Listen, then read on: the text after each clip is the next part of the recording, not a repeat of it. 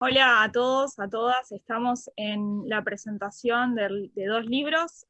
Por un lado el de Gabriela Urrutibetti, por otro lado el de Fernando López. Es una circunstancia especial por la pandemia, una presentación atípica. Así que por un lado estamos con las personas que se sumaron a este Zoom a través de un código que pueden ver y sumarse, y por otro lado estamos con los que lo están viendo desde la transmisión de Entre Líneas, pueden comentar ahí, pueden dejar reacciones y también las leemos. Así que lo primero que quiero hacer es felicitarlos por haber publicado un libro en este momento, que es bastante difícil, y en segundo lugar le doy lugar a Javier Chiabrando para que nos hable de esto como editor y que presente a Fernando. Javier, tu espacio. Hola, ¿cómo andan todos? Bueno, nos conocemos con varios, con algunos no, pero un gusto. Eh, bueno, como siempre, el trabajo del editor es un poco hacer posible que algunos libros se hagan realidad en un momento donde creo yo que la relación del escritor de la literatura con el mercado editorial está sufriendo un golpe fuertísimo, durísimo, que creo que va a cambiar las reglas del juego de aquí en adelante. Tal vez sea este tema de una charla posterior. Eh, y bueno, la idea es facilitar la edición de algunos textos que estaban demorados por cuestiones del mundo editorial o facilitar la publicación de libros de cuentos, como el caso de Fernando, sobre todo porque, como bien sabemos, la cuentística argentina prácticamente está durmiendo en los cajones de los escritores, se publica muy poco, así que proyectos como este ayudan un poco a eso. Eh, Así que en principio yo soy el vehículo nada más que para que esos libros se hagan realidad. Trabajar con amigos, como el caso de Fernando, de Gabriela, y, y bueno, seguir publicando implica la posibilidad de seguir escribiendo con entusiasmo. Estos dos libros, bueno, del libro de Gabriela va a hablar más detenidamente Marcial, y del libro de Fernando es un libro de cuentos eh, donde yo veo dos o tres temáticas que en todo caso, Fernando, después lo charlamos un poquito más detalladamente. No es mucho más que eso. Yo creo que lo que me interesa remarcar en esta situación, en mi rol de editor, es que me parece a mí que alternativas como estas y otras parecidas, que de alguna manera ofrezco yo, son el nuevo futuro de la literatura en todo caso del libro, no de la literatura, porque me da la impresión a mí, he estado pensando mucho en este tipo de cosas últimamente, me da la impresión a mí de que el mundo editorial venía muy golpeado, este asunto de la pandemia y de la cuarentena nos pone a todos en una situación muy compleja en este país, con un mundo editorial concentrado prácticamente solo en dos grupos muy fuertes y creo que toda opción alternativa de lo que uno podría llamar editoriales boutique o como quieran llamarle, son bienvenidas para seguir adelante en la escritura, en mantener el entusiasmo, que no es tan sencillo para los escritores. Así que bueno, un poco eso, ¿no? No mucho más que eso. Y si les parece, después hablamos con Fernando un poco más detalladamente del libro de cuentos de él. ¿Se Gracias, escuchó? Javier. Sí, sí, sí, perfecto. Ahora me gustaría escuchar a Marcial sobre la novela de Gabriela.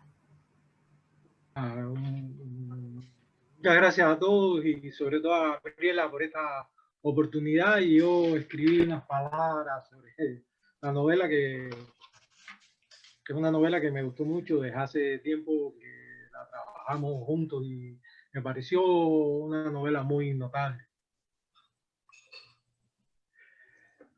Mecanismo de relojería es la historia de una amistad, de un desencuentro, del tiempo que nos redime y a la vez nos derrota, y de ese pueblo apacible, San Isidro, con olor a sal marina y con una violencia que duerme debajo de todo. También es la historia de una obsesión de alguien, Bruno, que ama la velocidad y sin embargo es relojero.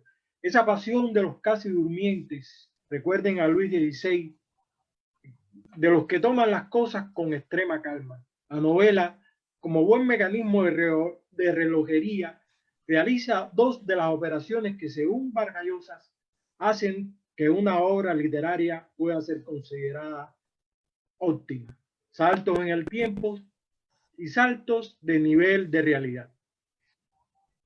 Además de un buen uso del punto de vista narrativo y de los diálogos, todo en un estilo certero, sin falso barroquismo, pero sin caer en lo pedestre.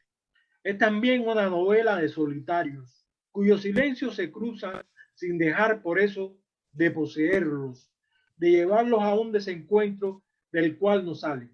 Eso hace que todo el texto esté condicionado por lo fanático y lo sutilmente erótico. Los personajes están presos en esa impronta que condiciona todos sus diálogos y sus acciones con un hálito de tristeza de la cual no hay escape. Y sin embargo, atmósfera aparte, todo en la novela está condicionado por lo policial, que está muy bien logrado, manteniendo el suspenso en todo momento.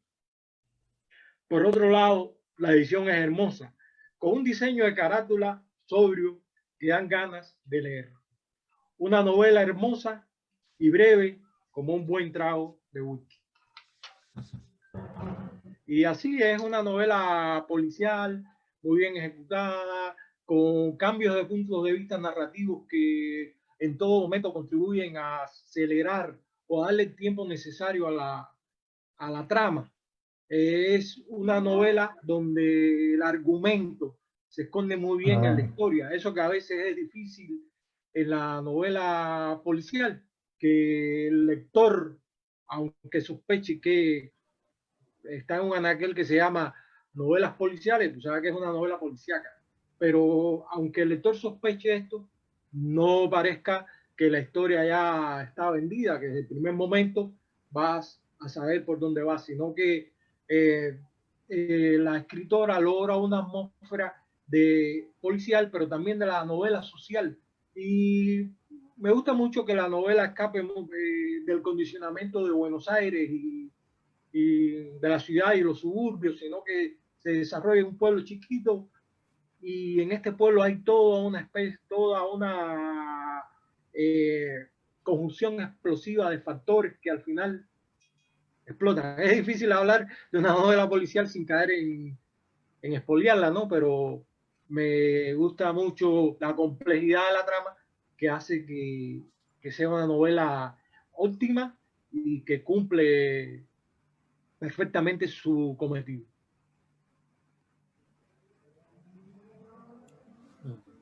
Gaby. Contanos un poco vos.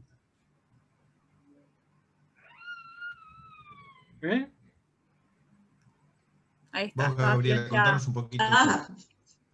No te escucho, Javier.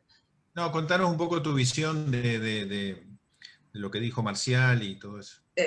Sí, bueno, antes que nada es muy generoso Marcial, realmente suenan palabras muy lindas. Marcial me ayudó mucho, fue uno de los primeros lectores y que me ayudó mucho en la corrección, y por eso le pedí que estuviera acá y se lo agradezco profundamente.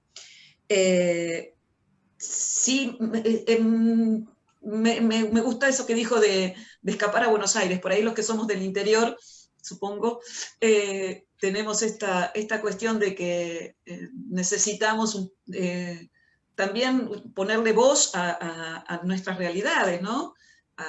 No solamente un panorama de la literatura que puede estar, de literatura argentina que puede estar colonizado por el imaginario del conurbano, el imaginario porteño. Y bueno, no es simplemente, no es eso solo el país y la Argentina. Por otro lado, sí, me parece que escribir en una trama en un pequeño pueblo literalmente te da una posibilidad, que es tener un laboratorio, tener todo junto ahí, ¿no? Y manejarlo como si fuera un laboratorio. Más allá de que la vida de los pueblos también merezca ser contada, ¿no? Y finalmente el tema de los relojeros, que además, bueno, quienes me conocen saben que además es un tema familiar, y la necesidad de jugar con el tiempo para ir, bueno, armando una novela como piecitas. Yo siempre cuento que toda esta historia, que me la contó mi cuñado el relojero, empezó con una investigación, algo me mencionó sobre el reloj astronómico de Praga, empecé a leer sobre el reloj astronómico de Praga, y ahí me encontré con otro mecanismo de relojería, que era el mecanismo de Antiquitera, que iba a ser incluso el primer nombre de la novela. Un resto arqueológico que es considerado la primera computadora. De ese mecanismo quedan en el Museo Nacional de Atenas, alguna vez iremos a verlo, dos o tres rueditas, una rueda entera y 2 o 3 pedacitos de ruedas. Bueno, con esos pedacitos se ha podido, los arqueólogos y han podido reconstruir el mecanismo entero, tratando de ver, no saben muy bien todavía, para qué servía. Bueno, de alguna manera me parece que una novela es eso, son pedacitos de historia en las que se invita al lector a que arme como pueda esas piezas y empieza a construir una historia que cuando uno la escribe, cuando el escritor la escribe, no sabe demasiado cómo va a terminar siendo armada. Me parece que ese mecanismo que existe, que es real y que de él se puede leer, es una metáfora de la escritura, y por eso me golpeó tanto y me llevó a escribir. Sí, yo quería leer un breve fragmento de la prosa de Gabriela, que me pareció muy bien logrado, como toda la novela, porque, repito, uno de los aciertos principales es que la prosa siempre está en función del texto, y esa fragmentación, esos cambios de punto de Veo un vista, Zoom y ayudan mucho a quería que lograr saliésemos. la atmósfera esta de como si Sacar la fuera cámara, la saqué de ahora. Perdón, Marcial, podcast. discúlpame. Hay alguien que tiene el micrófono abierto. Les voy a pedir por favor que lo silencien hasta que tengan una consulta, así no escuchamos algo que no debemos. Gracias. Sí, decía que ella se refería a los fragmentos de la novela, que para mí son casi como estas muñecas rusas que una va dentro de otra y uno va desentrañando poco a poco para dónde nos lleva la historia, que gira alrededor de este relojero y de que este relojero, que tiene una relojería que es como si fuera una metáfora de él mismo, y a la vez el pueblo es como si fuera la relojería grande. Y aparte de esta dicotomía tan interesante entre un hombre que se dedica, que es relojero, que es difícil imaginar una profesión más llamada a la lentitud, a la pausa que la relojería, y a la vez ama la velocidad. Es una característica de este personaje, que es casi como una expresión de lo complejo que es este Bruno, que es esencial en la historia, y las personas que lo rodean. Van a ver el entorno. La novela empieza con lo que Gabriela le pone prólogo, que para mí es el primer capítulo, pero bueno, eso son denominaciones. Es un salto en el tiempo, y después recurre a eso que heredamos del Quijote, ¿no? Cuando él decía que era de Cervantes, que decía que el Quijote se lo había contado Cide Hamete. En la novela de Gaby es una historia que, como ella misma decía, que su tío relojero le pide que cuente. Y eso hace que la novela, que desde el principio entre en el terreno de los ficticios, una historia que a la vez tenemos que creer que es verídica, porque se la contó una persona ajena al ámbito de la novela. Y entonces, desde el momento del juego con el lector, se hace muy atractivo por estos dos saltos en el tiempo, saltos de nivel de realidad, viendo a Gallosa, que la hacen muy interesante. Gracias, yo voy a leer el pequeño fragmento que a mí me encantó. Todos los relojes al unísono, todos los relojes al unísono por voz. Todos los relojes al unísono cantan un tiempo que es solo tuyo. Todos los relojes al unísono cantan para vos. Y yo me quedo al margen de tu tiempo, porque soy el que hace funcionar todos los relojes al unísono. Encadenado a los engranajes, a los pernos, a las ruedas, condenado a dar cuerda eternamente para que todos los relojes al unísono suenen por vos. Bendito el engranaje que me mantiene engarzado a tu tiempo, desde fuera de tu tiempo, porque te puedo ver en él y estar con vos, aunque solo sea en el mínimo instante en que dos fragmentos de engranajes lejanos se tocan, una vez cada tanto en el largo ciclo astral. Bendita sea la posibilidad de que 1000 vueltas después, 1000 campanadas después, podamos rozarnos nuevamente. Por eso, encadenado, sigo dando cuerda.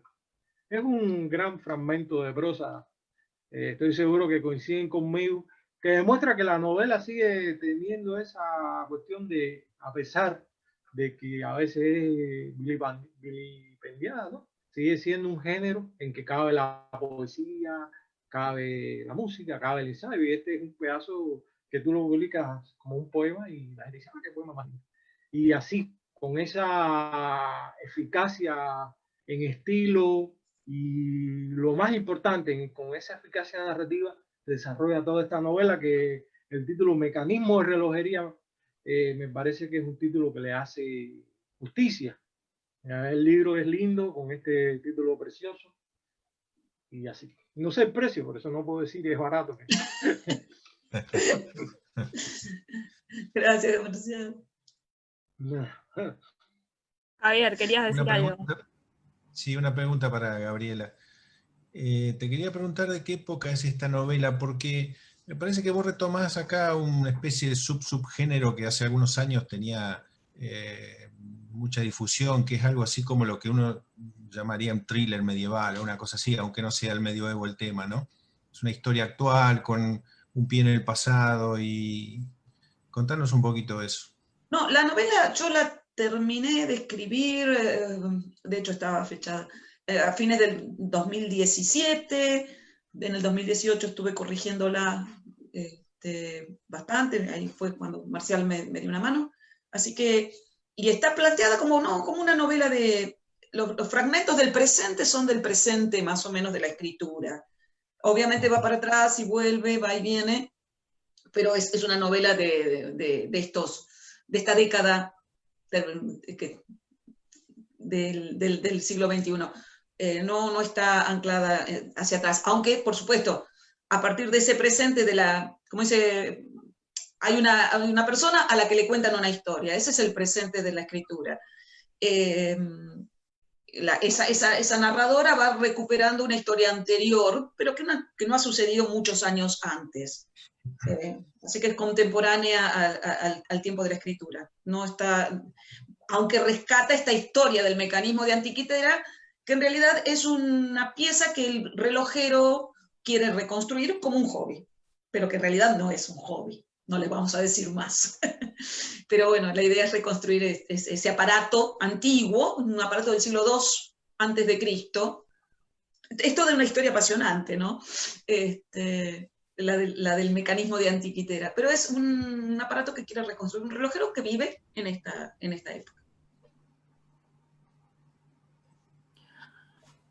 Bueno, si están de acuerdo, escuchamos a Fernando hablar sobre Lo Implacable y después abrimos para que todos comenten y hagan preguntas y demás. ¿Sí? Javier, te dejo que continúes esto. Sí, una pequeña introducción para que Fernando nos cuente.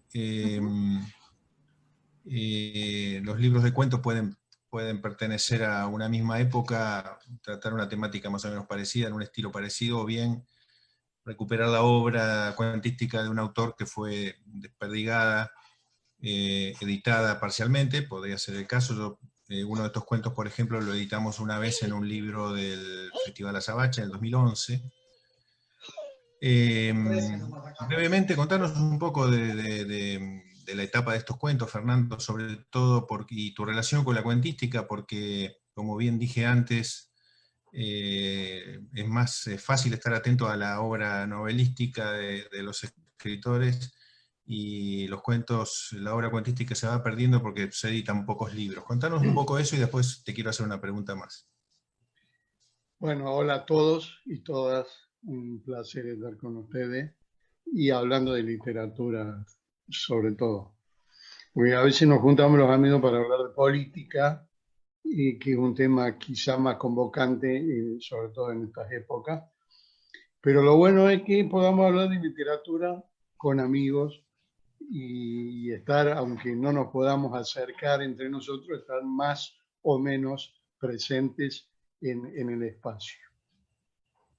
A mí se me conoce más como novelista. Sin embargo, yo empecé escribiendo cuentos. Desde que era chiquito, prácticamente a los 12 años, recuerdo haber escrito mi primer cuento.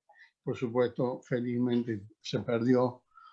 Y a partir de la lectura, y sobre todo teniendo en cuenta una serie de circunstancias, ¿no? Porque en aquella época, cuando empecé a escribir, además de estudiar, militaba, tenía hijos, hacía teatro, trabajaba en tribunales, y bueno, y todo ese material que iba recogiendo iba a parar a historias breves, generalmente muy dramáticas, ¿no? Porque, no sé por qué, pero yo lo veo en mis nietos, por ejemplo, que están empezando a escribir y cuentan historias dramáticas, terribles, ¿no? Como que el mundo se fuera a terminar. Y bueno, entonces a mí me fascina el género, siempre me ha fascinado. Es un territorio totalmente diferente a la novela, uno se para de otra forma frente a la historia que tiene entre manos. Pues siempre hay una historia, aún en aquellos cuentos o relatos donde aparentemente no hay nada, siempre hay un terreno en el cual se asienta la historia. Puede ser, yo siempre cuento. Hay un género que me gusta mucho que es el microrrelato. ¿Por qué? Porque nos permite el ejercicio de concentrar en muy pocas palabras una historia, y en una de esas una historia larga también. Yo tengo un cuentito que tiene 3 líneas, se los voy a leer ya que estamos. 3 líneas y que de alguna manera cuenta la historia de 3 generaciones. El microrrelato se llama Vocación y dice: el maquinista de la topadora debe avanzar hacia los muros que sostienen los palcos. El recuerdo del viejo sueño de actuar para su hijo en el escenario construido por su padre demora el comienzo de la acción. Lo voy a repetir. El maquinista de la topadora debe avanzar hacia los muros que sostienen los palcos. El recuerdo del viejo sueño de actuar para su hijo en el escenario construido por su padre demora el comienzo de la acción. Es notable, a mí me sorprende la posibilidad de lograr estos efectos así con tan pocas palabras, ¿no? Eso quiere decir que la palabra en sí dice mucho más de lo que aparenta, y por eso podemos trabajar en un terreno tan fértil y tan acotado como el cuento o el microrrelato, que es como asemejar una hectárea de campo con una huerta en el patio.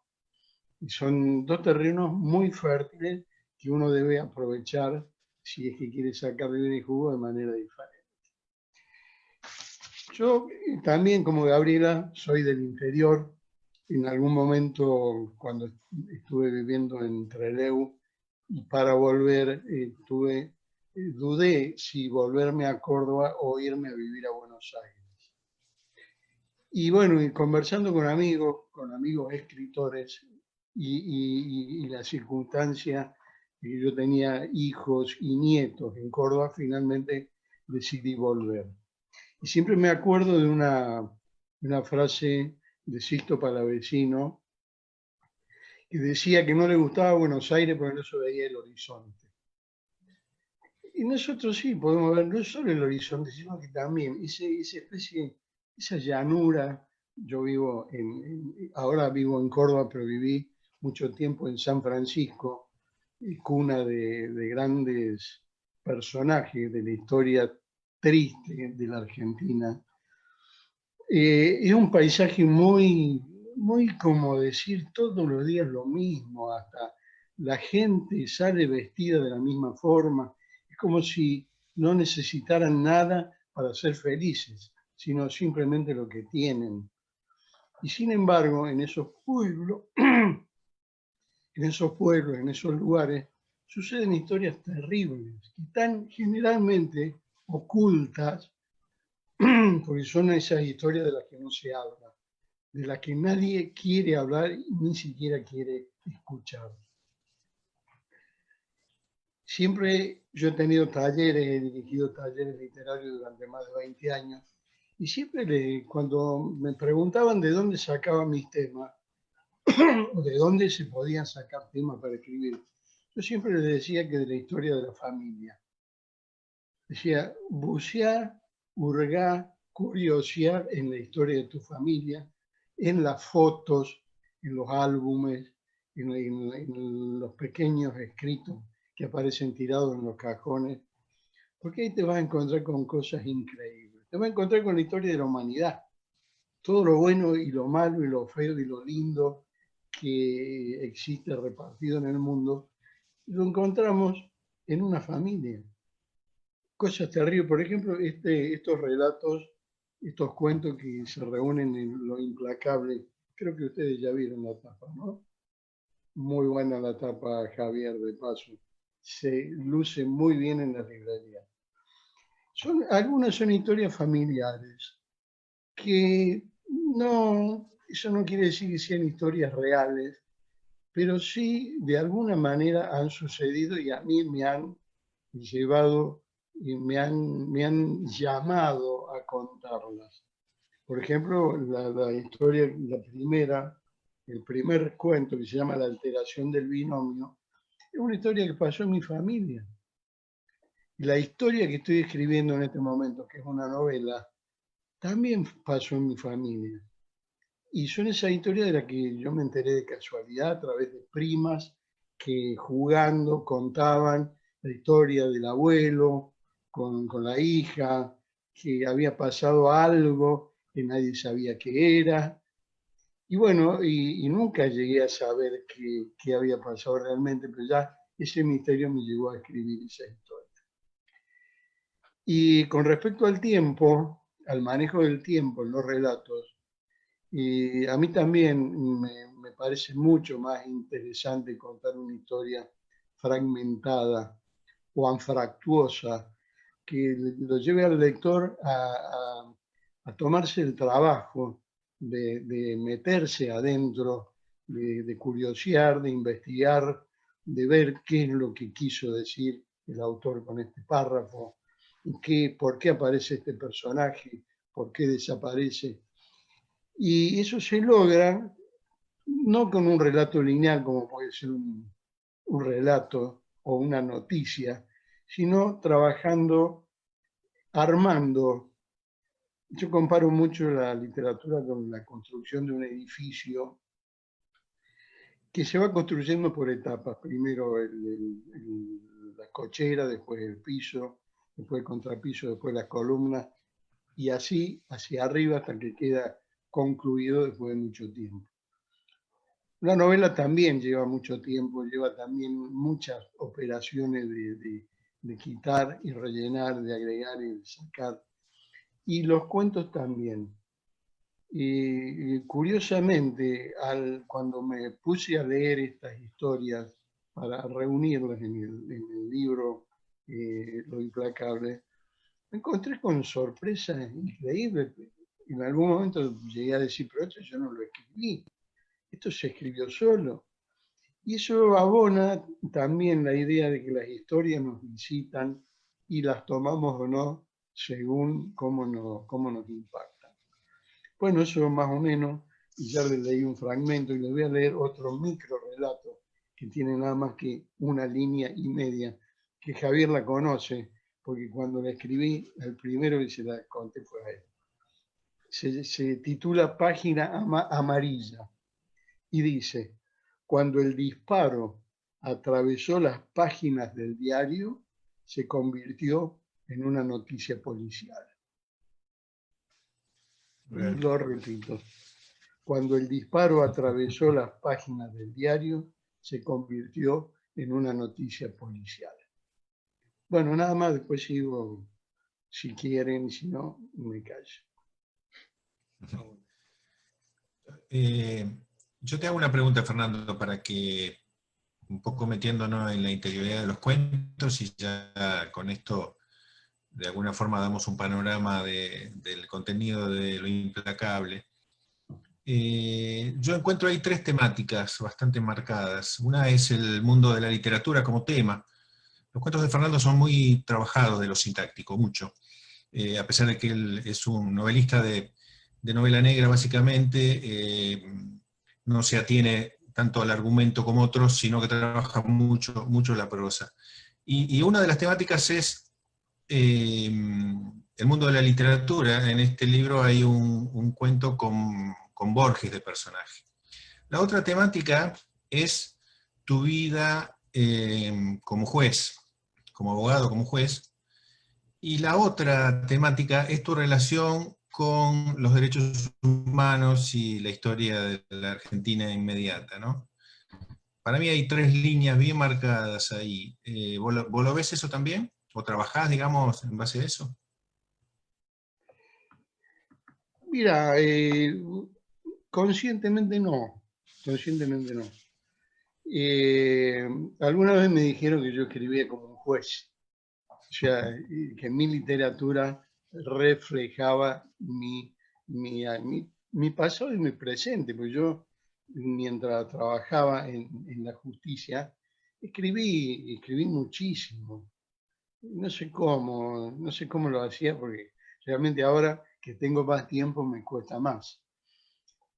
Pero no sabía, en algún momento dudé si era un halago o no. Y la verdad que todavía me lo sigo preguntando. Y es cierto, hay algunas temáticas que en realidad no es tanto, no me interesan tanto como temática relacionada con lo jurídico, sino que fueron historias que me impactaron. Por ejemplo, hay una que los que han leído el libro se acordarán, que se titula Un acto de servicio, que es una historia muy dura, muy cruenta, a pesar de que no hay sangre, aparentemente sí hay gente lastimada por algo que sucede inconscientemente, sin desear causar daño. Pero eso me facilitó a mí poner en su lugar, de alguna manera, toda esa actividad compleja de la justicia, ¿no? Porque a mí cuando era juez me hicieron varias marchas también pidiendo justicia.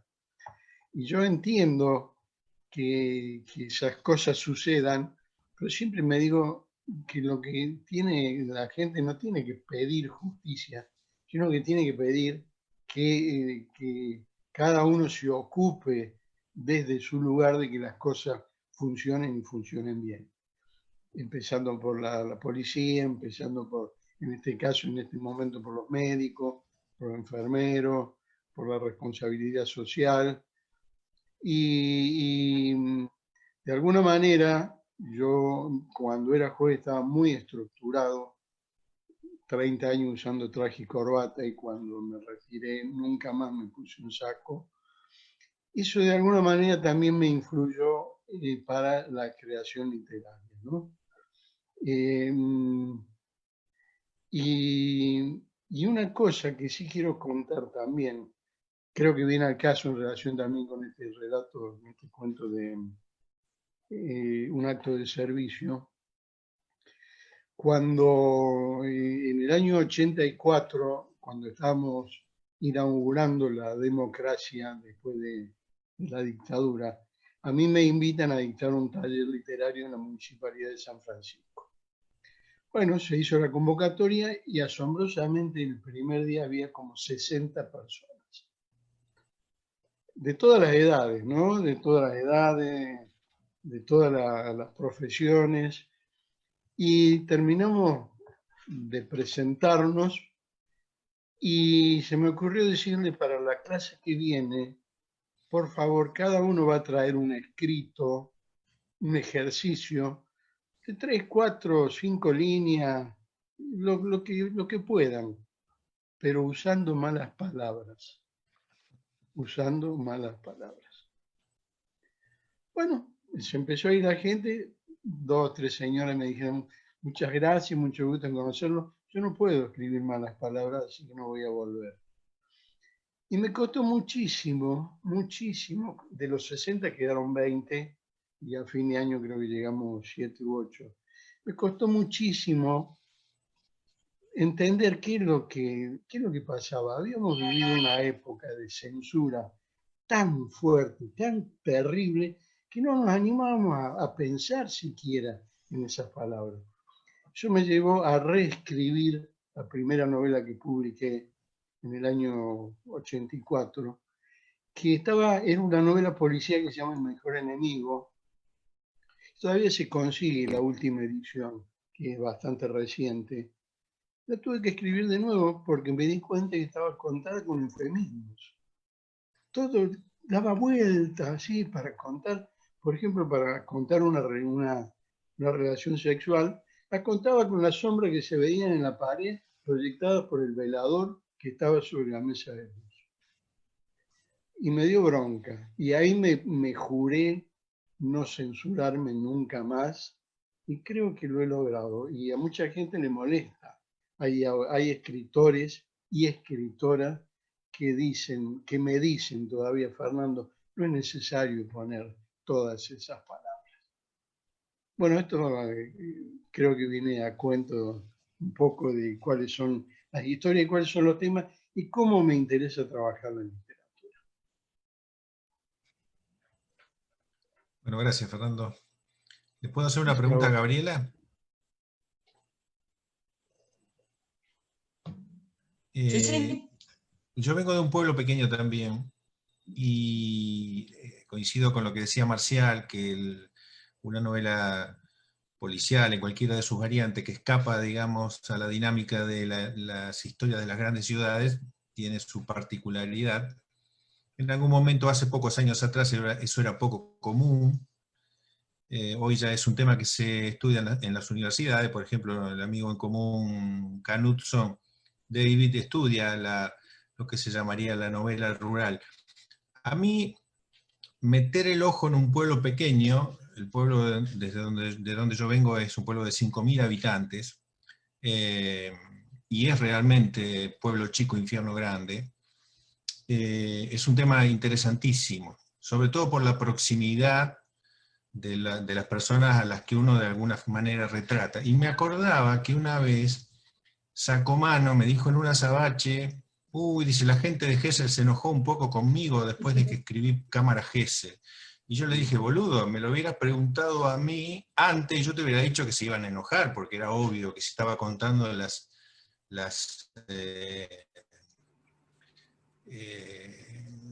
estaba sacando los trapitos al sol a los vecinos, se iban a enojar, era evidente.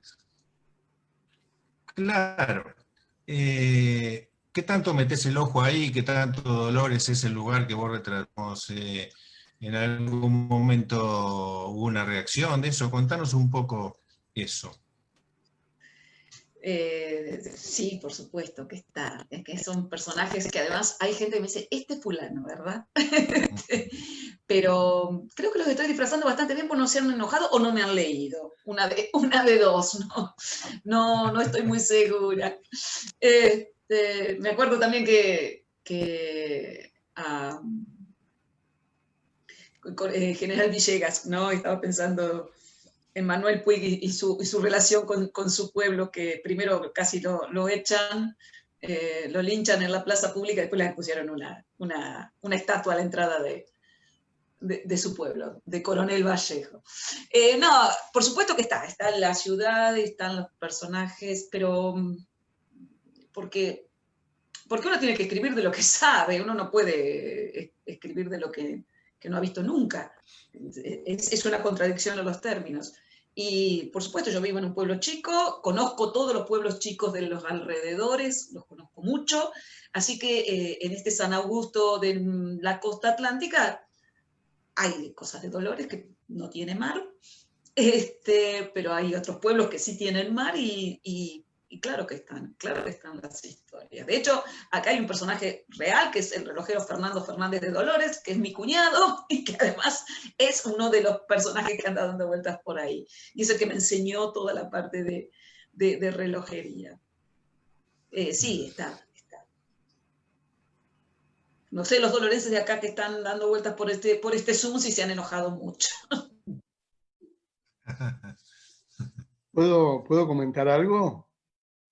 Hay una novela mía que se titula Odisea del Cangrejo, que transcurre en un pequeño pueblo que se llama Santito, que es San Francisco más chiquito.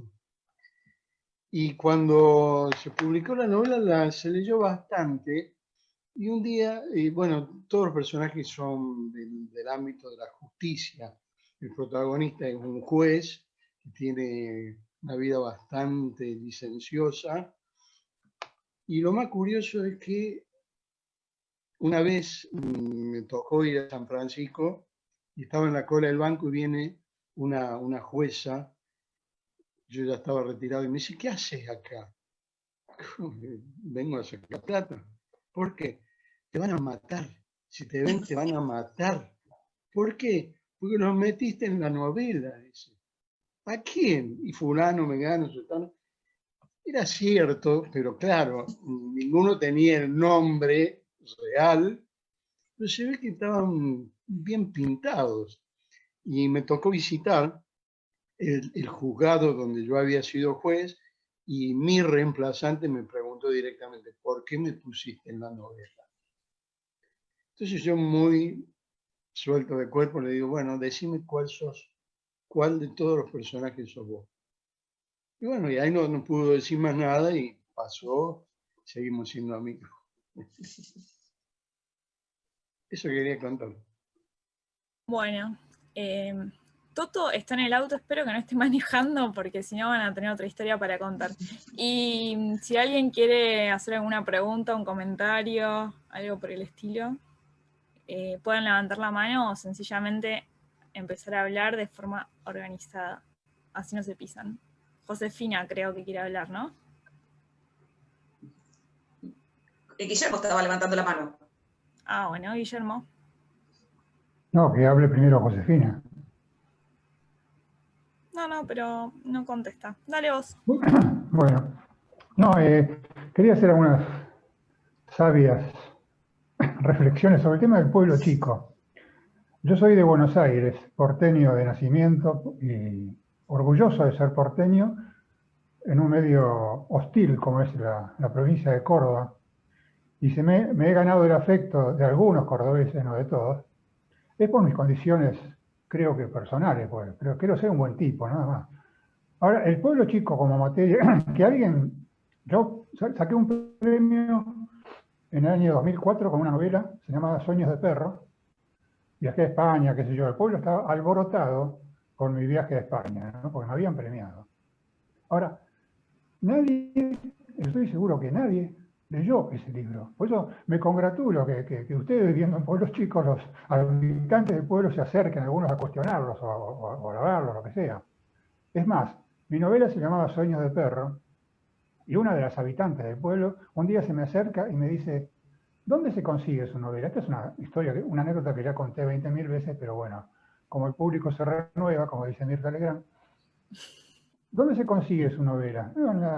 Acá en el pueblo seguro que no, en la ciudad de Córdoba. Bueno, no, porque yo tengo un perro y quiero saber cómo se educa el perro. Ante semejante comentario, fue el único comentario que recibí, ¿no? En 2010 gané el premio Hamlet, del que se da en la Semana Negra de Gijón. Y yo dije, bueno, voy a ser Gardel. Cuando vuelva al pueblo me espera la banda, como en la película esta del premio Nobel que trabaja Oscar Martínez, el tan amoroso actor argentino, que él hace de premio Nobel y vuelve al pueblo y ahí recibe con el carro bombero, como si fuera Messi en realidad. A mí no me esperaba nadie, ni se habían enterado, porque claro, los medios locales salió una foto en Clarín, que se llama, pero en el pueblo nada. Yo ya había desempeñado mi rol de escritor en el año 2004, ya habían pasado 6 años y ya no me esperaba nadie. O sea, en este pueblo por lo menos, no sé en los vecinos, nadie lee libros, muy pocos, y si están escondidos. La otra vez sí, voy a buscar agua, una fuente de agua natural que hay en el pueblo, y había una chica jovencita, yo no la conocía, en general acá nos conocemos todos por los nombres, y la veo leyendo, ¿no? ¿Qué lees? Me mira y me dice, novela policial.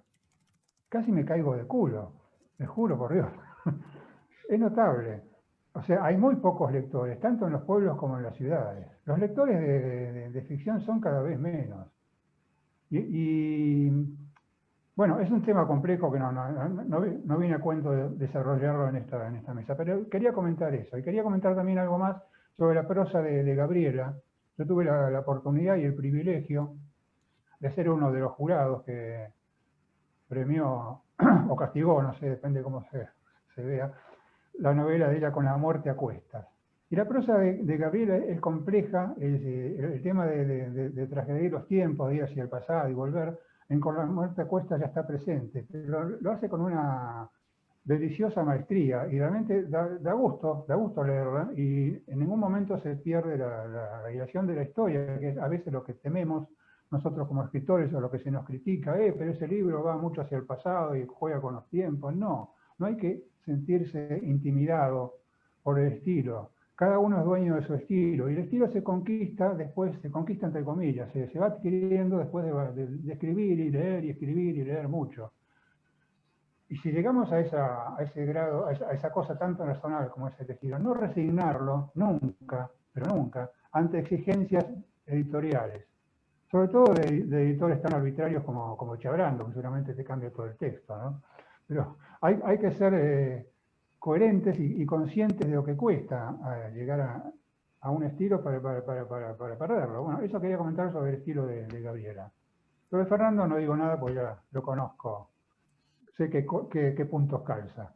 Y recomiendo su libro, ¿no? Algunos de los cuentos los he leído y realmente estoy en deuda con la novela nueva de Gabriela, claro.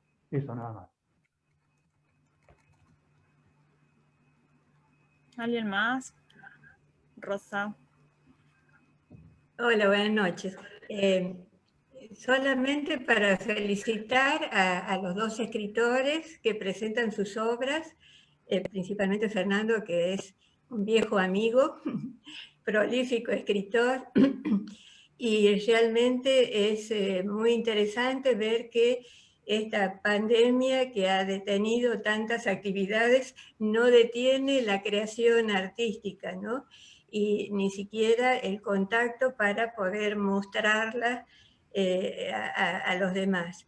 Me ha parecido muy interesante la presentación y bueno, tenemos muchos deseos de leer ambas obras después de lo que hemos escuchado. Así que nuevamente felicitaciones y a seguir en esta tarea tan linda de buscar nuevos lectores, como decía Guillermo, que no son muchos, pero que surgen cada vez más con las buenas obras. Gracias. Bueno, yo también quiero felicitarlo a Fernando especialmente y a todos los escritores. Bueno, yo también soy escritor, pero de otra línea, de la poesía y de la música. Pero, bueno, y con Fernando hemos compartido no solamente este tema de escribir, nosotros vivimos en Santiago del Estero.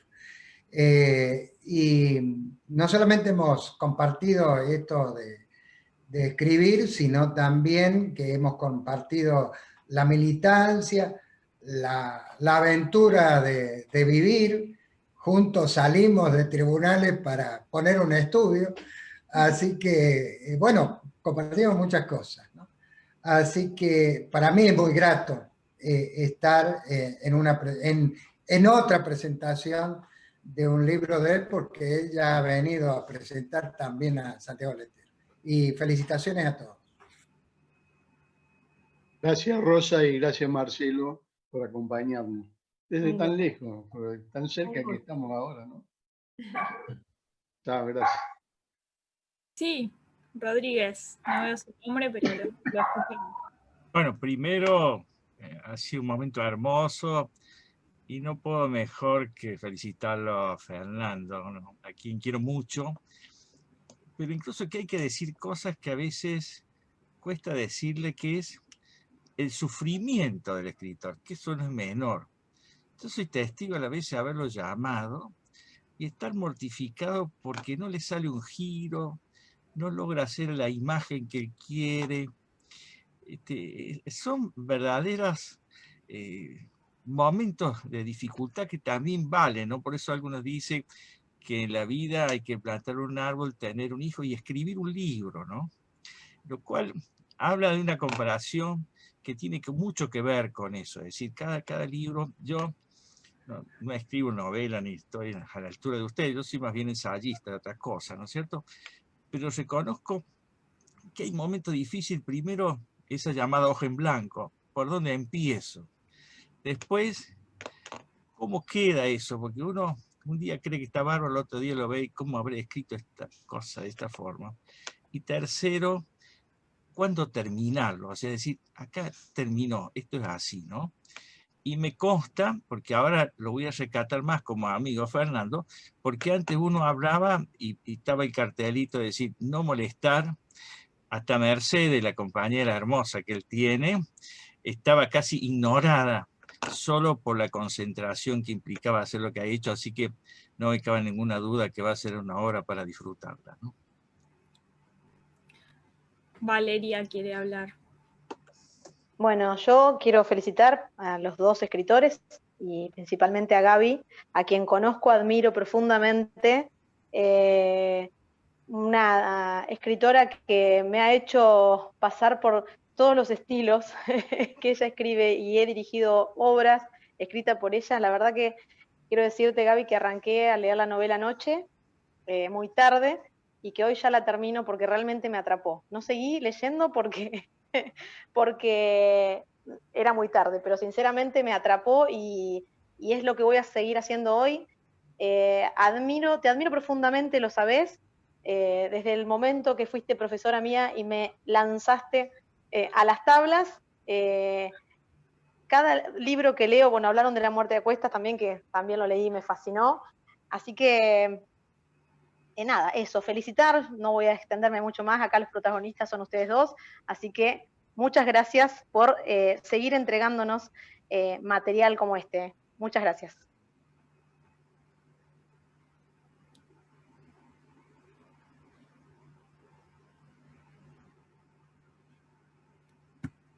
¿Alguien más quiere hablar? ¿Noelia? No, está congelada. Laura. Caro, dale. Estás muteada. Sí, bueno, buenas tardes a todos. Primero quiero decir que soy una lectora dolorense, que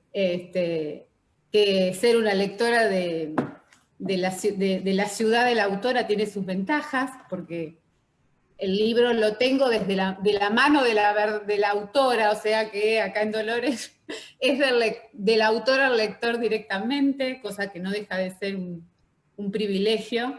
Por supuesto, felicitar a los dos escritores pero la conozco a Gabriela, soy docente, así que somos colegas y tenemos una relación así de grupo de trabajo junto con varias de las personas que están acá.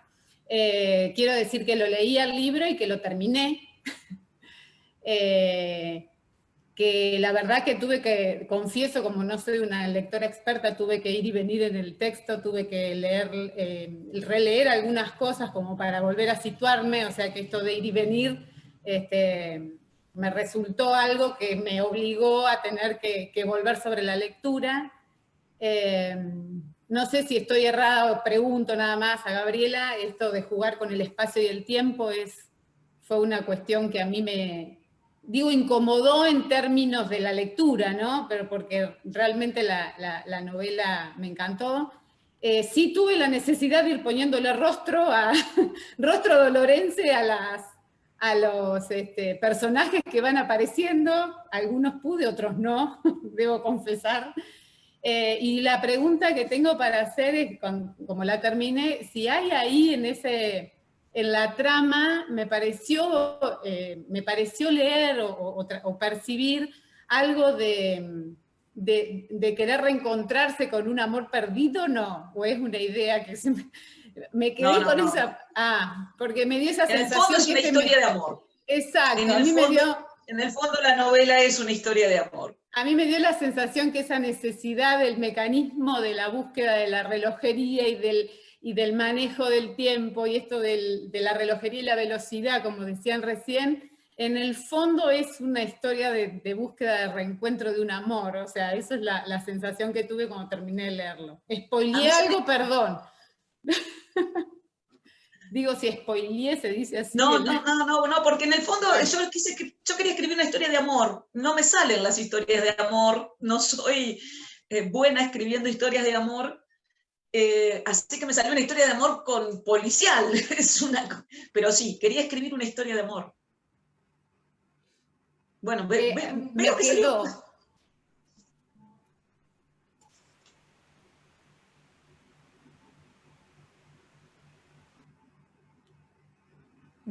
Dale, María, te vi que habilitaste el micrófono.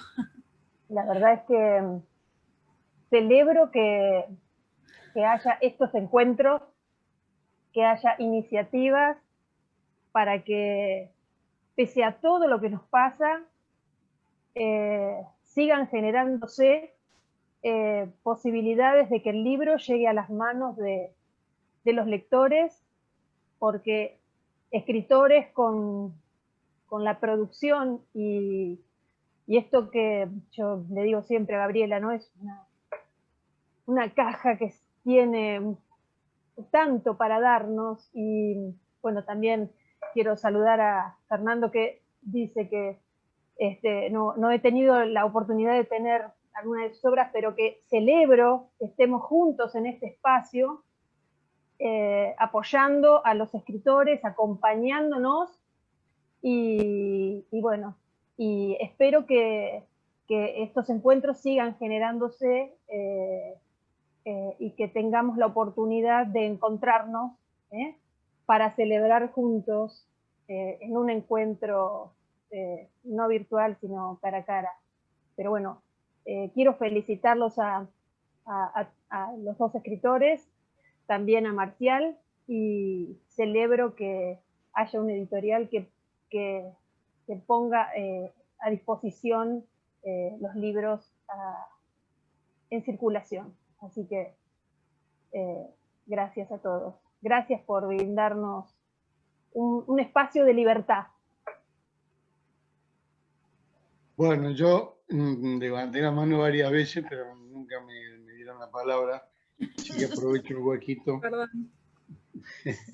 Una, para agradecer a Javier, que realmente es muy valiente. Yo no sabía qué tan valiente era para llevar adelante un emprendimiento editorial en estos tiempos y en Argentina y fuera de la capital.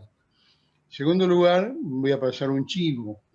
Con Javier, aunque él diga que no, estamos preparando un evento internacional para el mes de noviembre con la participación de escritores de varios países, con temas que estamos consensuando porque van a ser 4 sedes: Córdoba, Rosario, Mar del Plata y Buenos Aires, desde la Biblioteca Nacional. Todavía no tenemos el lema del evento porque lo estamos discutiendo, yo hice una propuesta, Javier hizo otra y estamos ahí tironeando. Pero va a ser una actividad muy interesante donde vamos a tocar temas muy importantes para nosotros, para el país, para América, para el mundo, para la Tierra. Bueno, este señor que está en el medio de la pantalla, que se llama, dice ahí Rodríguez Villa, es Miguel Rodríguez Villafañe, es un ex juez federal, uno de las personas que van a participar en este evento y que ha escrito este libro, entre otros, que realmente es impresionante. Si lo llegan a ver en alguna librería, se los recomiendo. Y estaba por decir otra cosa y ya me estoy olvidando qué es, como me suele pasar siempre. Por eso escribo la novela 2, 3, 4 veces, porque no me acuerdo si ya lo conté y después cuando la releo veo que ya lo he contado 3 o 4 veces. Pero bueno, ya les vamos a anunciar el evento. Tiene que ver con la novela negra y no va a ser algo más que eso, pero sí hemos convocado a escritores, científicos, investigadores, para que nos hablen de temas tan acuciantes como el ecocidio de la tierra, sobre la sociedad patriarcal, sobre la deuda externa, que en este momento se está desarrollando un juicio a la deuda externa argentina y al FMI, cuyas audiencias son todos los días lunes a las 5 de la tarde, y el doctor Miguel Rodríguez Villafañe es uno de los jurados que dictará sentencia junto con Nora Cortiña y con Pérez Esquivel y otros jueces que ya no recuerdo. Pero bueno, gracias Miguel por estar presente y gracias por permitirme pasar este pequeño chivo del cual espero que se enteren y que participen también porque creo que vale la pena. Gracias. Gracias hablar por el Noelia. afecto, Fernando, gracias. Noelia y Toto después están pidiendo hablar. Bueno, felicitaciones a Gabriela y a Fernando López. La verdad que esto, como decía María, hay que reivindicar estos encuentros y que se sigan produciendo. Después también, después que pase la pandemia, aprovechar la virtualidad para generar este tipo de encuentros. Bueno, todavía no leí Mecanismo de Relojería porque creo que me va a pasar lo mismo que a Valeria, lo voy a leer en un día o dos porque ya sé cómo escribe Gabriela, la admiro mucho y además me encanta esta literatura, me encanta la literatura negra, amo, eso Gabriela sabe. Por lo tanto ya quiero el libro del doctor Rodríguez Villafañe que vi y quiero leer además con mucho entusiasmo lo de Fernando López porque yo escribo y bueno, siempre tiendo a los relatos cortos y me gusta mucho ese tipo de textos, así que ya me entusiasmó con esa lectura, quiero los 2 libros, estoy anotando ahí para ver, bueno, de conseguir pronto estos textos. Y bueno, por otra parte, ya sé que no, lo que estoy escribiendo, que es un intento de novela, ya sé que no tengo que tomar ningún personaje dolorense, es lo que he aprendido, lo que más me llevo de esta tarde, tratar de esquivar por todos lados, hacer algún tipo de retrato de mi ciudad. Pero bueno, igual transcurro en un pueblo y tiene estas características de este tipo de historias. Eso nada más y bueno, felicitaciones. Toto.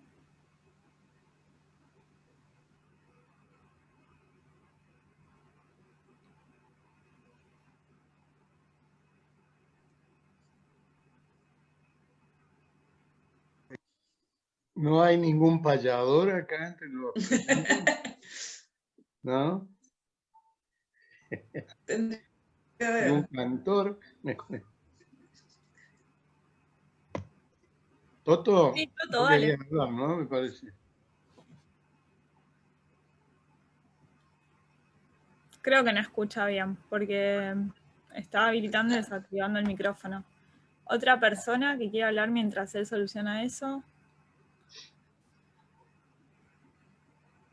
Sí, ¿me escuchan? Ahora Sí, sí. ahora sí. Bueno, yo tengo problema con el audio, no sé si me están escuchando. Sí. Yo quería, bueno, también felicitarlos, agradecerles, y le pregunto a Gabriela a ver si está preparando alguna novela y si nos podría dar algún adelanto. Pará, acabo de escribir una, Toto, déjame tiempo. Sí, algo Pero está queremos preparándose. seguir viendo. Pero con esto vamos a ver qué tal va con esta, qué tal va esta. Si no, Chabrando no va a querer publicar la segunda. Yo les quiero preguntar a los dos algo que tiene que ver con escribir en pandemia, que en realidad es un tema que ya trató David en alguna entrevista que hizo, pero bueno, la pandemia generó como mucho tiempo libre de pronto, que poco tiene que ver con el ocio por el estrés que genera en muchos casos. Entonces la pregunta es si la pandemia como escritores les facilitó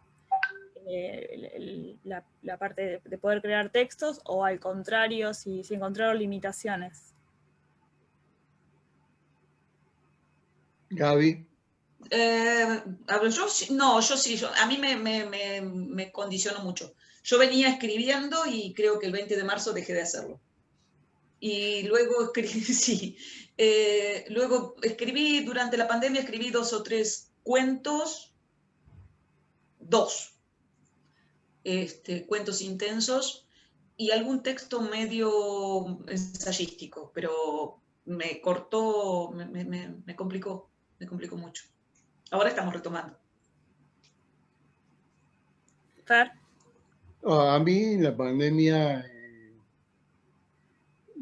me vino bien, porque trabajé muchísimo, todos los días, varias horas, terminé una novela y la estoy reescribiendo por 4ª vez, porque cada vez que la leo voy encontrando vetas nuevas para desarrollar.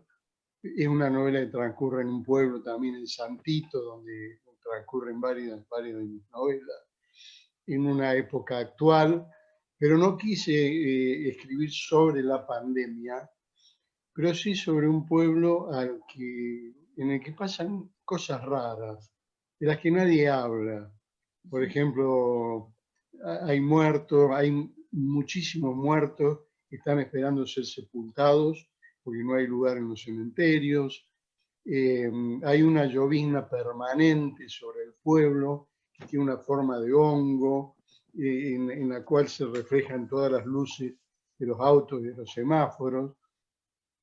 Hay un personaje que se está dejando morir porque la hija no lo deja casarse, entonces se está dejando morir y sucede una tragedia familiar por la cual llaman al nieto para que reconozca los cadáveres de los otros familiares, y ahí empieza la historia, empieza con una masacre y cuenta, curiosamente, la primera vez que lo hago, una historia de amor que tiene más de 50 años y que tiene que ver con este personaje tan desgraciado en su vida, ¿no?